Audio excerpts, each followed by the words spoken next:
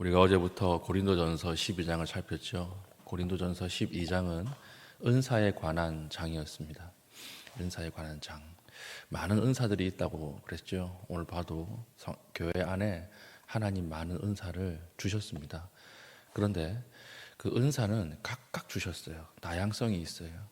그러나 이 다양성은 오늘날 포스트 모더니즘 시대의 다양성을 이야기하는 것이 아니라 한 성령에서 온 모든 은사는 교회의 유익이라고 하는 한 열매를 맺기 위해서 준 하나님의 은사, 이렇게 12장 1절부터 설명을 하고 있죠.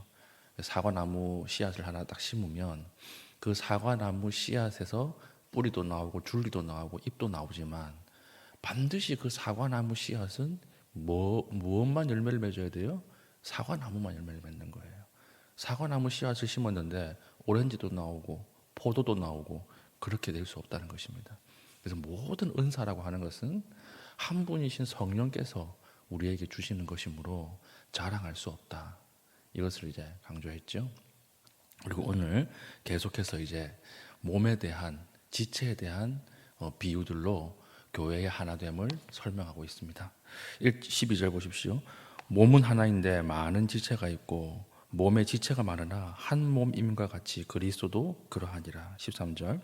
우리가 유대인이나 헬라인이나 종이나 자유인이나 다 한 성령으로 세례를 받아 한 몸이 되었고 또 다 한 성령을 마시게 하셨느니라.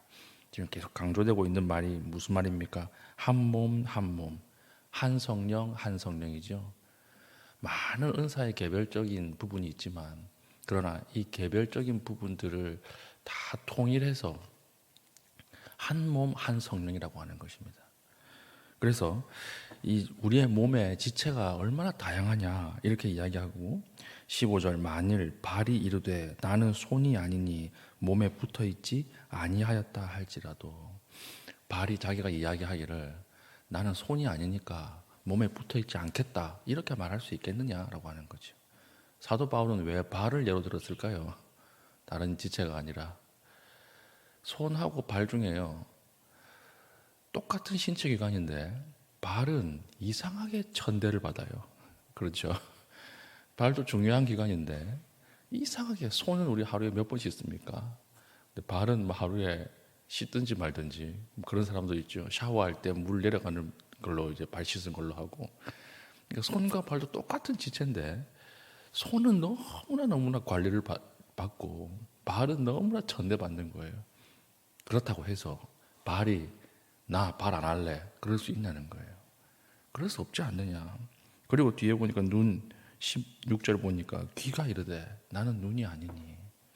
왜 귀가 말했을까요? 눈은 가만히 있고 귀는 정면에서 안 보입니다. 눈은 정면에서 항상 보이잖아요. 사람들이 가장 먼저 보는 곳이죠. 근데 귀는 보이지 않잖아요. 그러니까 귀가 나도 눈 할래 이러고 귀가 눈자리에 붙어 있다. 그럴 수 있느냐라고 하는 거예요. 그럴 수 없다라고 하는 거죠. 그래서 우리가 생각하기에 아주 이 봉사나 은사가 낮다고 생각을 하는 부분들이 있지만 하나님은 아니라는 거예요. 모든 지체가 다 중요하지 않느냐라고 하는 거죠. 그래서 18절 그러나 이제 하나님이 그 원하시는 대로 지체를 각각 몸에 두셨으니 우리의 은사 받은 것이 크고 작은 것이 아니고요. 하나님이 원하시는 대로 하나님이 원하셔서 하나님이 교회에 가장 필요한 사람, 필요한 부분들에게 은사를 주셔서 교회를 세워나가게 하셨다는 거예요. 그러므로 하나님이 보시기에는 열등한 지체가 있습니까? 없습니까? 없어요. 없는 거예요. 하나님 보기에 뭐 대단한 봉사가 있습니까? 없습니까? 없어요. 제가 여기서 설교하면서 봉사하는 거나 여러분 그 가장 보이지 않는 곳에서 가장 아래에서 일하는 거랑 하나님 보시기에 똑같은 거예요. 똑같습니다. 왜냐하면 그 지체 각각의 지체들은 누가 주신 거예요? 하나님이 원하셔서. 이게 중요한 단어죠. 밑줄을 쭉 꺼놓으십시오. 하나님이 원하시는 대로 지체를 각각 두셨다. 그래서 21절 눈이 손더러 내가 너를 쓸 데가 없다 하거나 또한 머리가 발더러 내가 너를 쓸 데가 없다 하지 못하리라. 그럴 수 없다는 거예요. 교회 안에서 교사가 제일 중요하지 않습니까? 교육기관들로 다 포진시키고 성가대 없앱시다. 그럴 수 없다는 거예요. 예. 반대도 안 되고 이게 지금 중요하니까 다른 거 없앱시다. 그럴 수 없다는 거예요. 왜 그렇습니까? 눈이 손들어 이 손으로 살면 참 피곤하지 않느냐, 손 없어도 되지 않냐, 이렇게 할 수 없다는 거예요. 여러분, 오른손이 간지러우면 오른손은 오른손을 가지고 못 긁습니다. 그렇죠? 이 오른손은 누가 긁어줘야 돼요? 왼손이 긁어줘야 돼요. 하나님 그렇게 만들어 두신 거예요. 오른손이 하는 일이 많다 그래가지고 왼손은 필요 없으니까 잘라버리자, 그럴 수 없다는 거죠. 그렇죠? 그리고 22절, 그뿐 아니라 더 약하게 보이는 몸의 지체가 도리어 요긴하고. 이건 고린도 교회 안에 지금 은사를 받은 사람들이 내 은사가 더 크지, 내 은사가 더 크지, 나는 방언할 수 있어, 나는 병 고치는 은사가 있어, 이렇게 막 서로가 서로를 정죄하고 분열되니까 지금 이 이야기를 하는 거예요. 약하게 보이는 몸의 지체가 더 요긴하지 않느냐. 여러분, 우리 몸에서 가장 약한 부분이 어딜까요? 뇌지요, 뇌. 뇌는요, 뭐 아무것도 스스로 보호할 수 있는 게 없어요. 얼마나 약합니까? 만져본 적은 없지만, 심장, 얼마나 약해요. 그런데 여러분, 매일 아침 여러분의 뇌를 보호하기 위해서 철로 만든 모자를 이렇게 쓰는 사람이 있습니까? 없어요. 아무도 없잖아요. 오늘 내 심장을 잘 보호해야 돼, 이렇게 해서 심장 이렇게 덮개를 구입해서 사서 쓰는 사람이 있습니까? 없어요. 왜 그렇습니까? 가장 약한 지체나 가장 중요한 지체이기 때문에 서로가 보호하는 거예요. 심장은 갈비뼈라고 하는 곳으로 쌓여져 있고요, 뇌는 머리뼈로 쌓여져 있죠. 신체는 스스로가 가장 약하고 중요한 부분들을 보호하는 것입니다. 그래서 우리는 그럴 필요가 없는 거예요. 이 보호할 필요가 없는 거예요. 신체 스스로가 보호하기 때문에. 공이 날아옵니다. 그러면 공에 몸이 맞아서 상처를 입을 수 있잖아요. 그런데 몸은 어떤 판단을 해요? 눈을 감아요. 눈을 콱 감거든요. 왜 눈을 감을까요? 보호하려고 하는 거예요.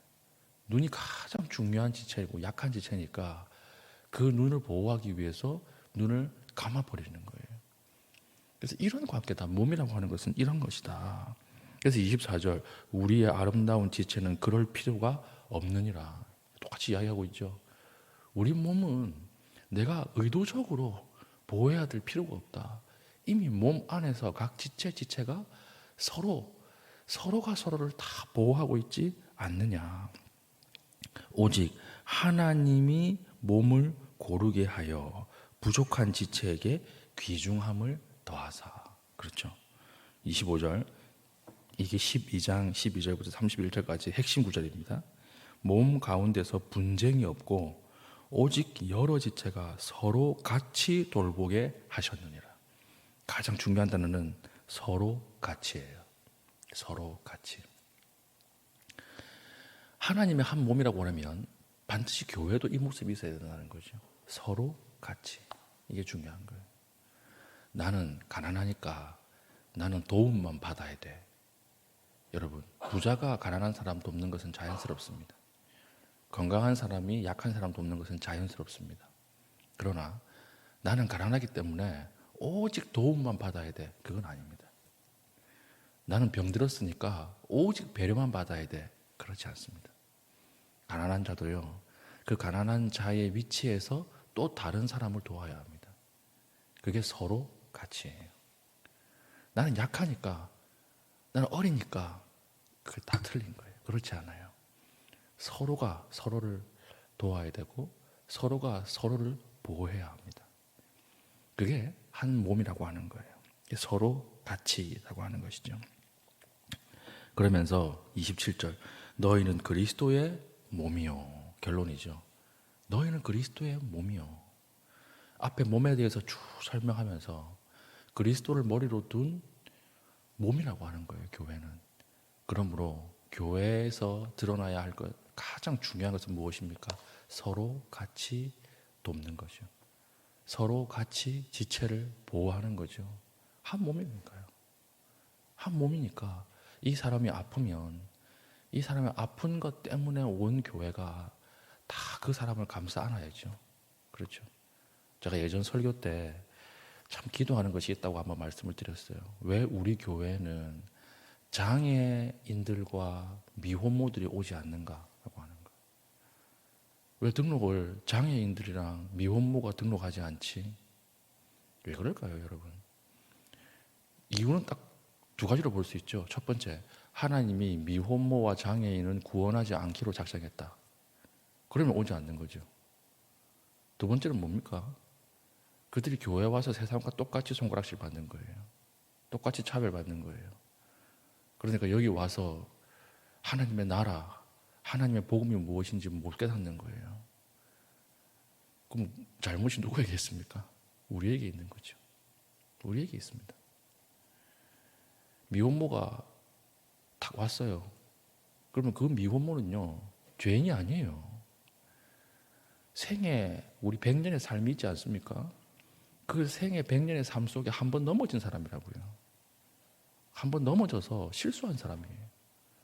그러면 온 교회가 다 덮어가지고 그 사람을 다시 일으켜야죠. 다시 일으키고 아이도 키워주고 지원하고 그래야죠. 그런데 뒤에서 다 수글수글 하는 거예요. 그 미혼모들이 그 뒤에서 나오는 그 소문, 그 말들 때문에 무서워서 못 오는 거예요, 교회를. 그것은 몸이 아닙니다. 이미 그리스도의 몸이 아니에요. 장애인도 마찬가지죠. 우리가 하나님 앞에 이런 모습들이 없는가 굉장히 철저하게 좀 살펴야 하지 않겠는가. 그러면서 28절, 하나님이 교회 중에 몇을 세우셨으니 첫째는 사도요, 둘째는 선지자요, 셋째는 교사요, 그 다음은 능력을 행하는 자요. 하나님이 쭉 이런 사람들을 세우셨다는 거죠. 그러면서 사도는 하나님이 성경을 기록하기 위해서 임시적으로 세운 임시직이죠. 요즘은 없죠. 요즘은 없습니다. 말씀이 기록됨으로써 대체됐어요. 그리고 선지자도 마찬가지입니다. 구약에 하나님 말씀을 전달하기 위해서 세운 임시직이에요. 임시직. 그리고 오늘날은 교사가 있죠. 교사. 하나님 모든 직분을 그에 맞게끔 하나님 원하시는 대로 다 주셨다라고 하는 거예요. 그러면서 가장 마지막에 언급한 것이 무엇입니까? 28절 마지막 부분, 다스리는 것과 각종 방언을 말하는 것이라. 사도 바울이 의도한 겁니다. 방언 때문에 너무 교회가 어지러우니까 이 방언의 은사를 제일 마지막에 배치시킨 거예요. 그러니까 상대적으로 이것도 하나님의 은사다. 자랑하지 못하고 이 은사로 인해서 교회에서 우월감을 갖지 못한다. 다른 은사가 이 은사에 비해서 열등하거나 우월하지 않다. 이걸 보여주기 위해서 방언을 제일 마지막에 기록을 한 것입니다. 29절, 다 사도이겠느냐, 다 선지자이겠느냐, 다 교사이겠느냐, 다 병 고치는 은사를 가진 사람이겠느냐. 그럴 수 없다는 거죠. 하나님이 교회 유익을 위해서 개별적으로 준 것이다. 왜 자랑하느냐는 거예요. 왜 왕따시키냐는 거예요. 왜 우월감을 가지고 신앙생활을 하냐는 거예요. 그렇지 않다. 그러면서 마지막에 31절, 너희는 더욱 큰 은사를 사모하라. 이렇게 마무리가 됩니다. 더욱 큰 은사. 앞에 방언하는 은사도 있고 병 고치는 은사도 있고 교사, 선지자, 사도 다 이 은사가 있지만 더욱 큰 은사가 있다는 거죠. 이 더욱 큰 은사라고 하는 것은 비교급이 아닙니다. 유일한이란 뜻이에요. 유일한. 큰 은사, 유일한 은사다. 이 유일한 은사가 뭘까요?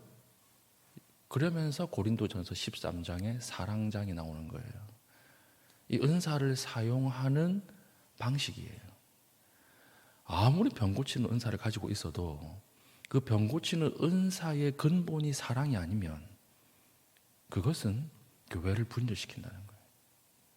아무리 방언하는 은사가 있어도 그 방언하는 은사의 시작이 사랑이 아니면 그것은 굉장히 위험한 은사라고 하는 것이죠.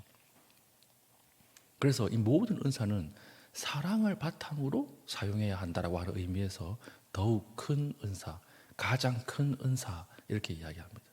이걸 잘못 해석해서 교회에서 이렇게 막 이렇게 바른말 잘 하시는 분들이 종종 이런 말씀 하시거든요. 목사님, 저는요 비판의 은사는 있는데 사랑의 은사가 없어요. 고린도전서 13장에 더욱 큰 은사를 사모하라 그랬으니까 사랑의 은사 없어요. 아닙니다, 여러분. 사랑은 은사가 아니에요. 사랑은 은사를 사용하는 방식이에요. 모든 은사는 사랑이 그 베이스가 되어야 돼요. 사랑이 베이직이에요. 거기서부터 출발해야 돼요. 그렇지 않으면 그 은사를 드러내지 않는 것이 훨씬 자기 자신의 신앙이나 교회 유익을 위해서 중요하다라고 하는 거죠. 그래서 사도 바울은 고린도전서 12장에서 은사에 대해서 쭉 이야기하다가 마지막에 사랑을 강조하는 것입니다. 그 중에 제일은 사랑이라. 사랑이 없으면 아무 은사가 필요가 없다. 이렇게 이야기를 하는 거죠. 오늘 본문을 통해서 우리에게 주시는 메시지는 하나입니다. 하나. 뭘까요? 여러분, 내가 사랑을 가지고 은사를 사용하지 않으면 내가 그리스도의 몸의 암세포가 된다는 거예요. 여러분, 암세포 어떻습니까? 암세포. 모든 세포들의 영양분을 다 뺏어와서 자기에게만 쓰죠. 암세포예요. 그 숙주라고 그럽니까? 그 암세포가 있는 그 사람이 죽으면 자기도 죽는데, 근데 그 상관없이 모든 에너지를 다 가지고 가서 자기 혼자만 살아나요. 심지어는 그 자신이 붙어 있는 그 신체의 기능을 망가뜨리면서까지, 그 못쓰게 망가뜨리면서까지 거기서 이렇게 기생하고 있다가 또 다른 신체에 가서 또 망가뜨리죠. 그렇지 않습니까? 암세포의 특징입니다. 그래서 암세포가 영원히 죽지 않는다 그러잖아요. 불멸하는 유일한 온 지구상에 불멸하는 존재, 암세포래요. 절대 죽지 않고 끊임없는 자가증식으로 결국 그 사람의 몸 전체를 망가뜨려 죽이는 거예요. 오늘 우리가 사랑을 베이스로 해서 하나님의 은사를 사용하지 않으면 내가 그리스도의 몸의 암세포가 되는 것입니다. 나를 살기 위해서 다른 사람을 죽이는 거예요. 여러분, 정말 그렇게 살아서는 안 돼요. 주님 앞에 우리가 곧 갈 것인데 마지막에 가서 암세포와 같은 그런 취급을 받는다면 우리의 신앙이 얼마나 허무합니까? 우리가 사랑합시다. 우리가 이웃을 위해서, 옆 사람을 위해서 자기 자신을 내어주십시다. 사도 바울이 하나님도 그렇게 하지 않았느냐, 자신의 가장 소중한 것을 우리에게 내어주지 않았느냐, 그게 성찬이었죠. 그런데 성찬에 참여하는 너희는, 그 사랑을 받은 너희는 왜 그렇게 하지 않느냐. 오늘 기도합시다. 사랑하게 해주십시오, 하나님. 그 중에 제일은 사랑이라 하셨고 가장 큰 은사가 사랑이라 하셨는데, 하나님 나에게도 우리에게도 한 사람 한 사람 다 주셨잖아요. 은사를. 이 은사를 그리스도의 몸 아래에서 사랑하며 섬기게 해달라고 기도할 수 있는 믿음의 신실한 주의 백성 될 수 있기를 축복합니다. 아멘. 기도합시다. 주님, 한 몸 지체인 사람들을 내 몸처럼 아끼게 하시고 연합으로 아름다운 공동체를 일구어 가게 하여 주시옵소서. 하나님, 내가 가진 은사를 통하여 하나님의 몸, 그리스도의 몸인 교회가 유익을 얻고 하나님 복음이 확장되는 귀한 은혜가 있게 하여 주시옵소서. 기도하신 이후에 개인적인 기도의 제목 가지고 기도하시고 자유롭게 돌아가시겠습니다.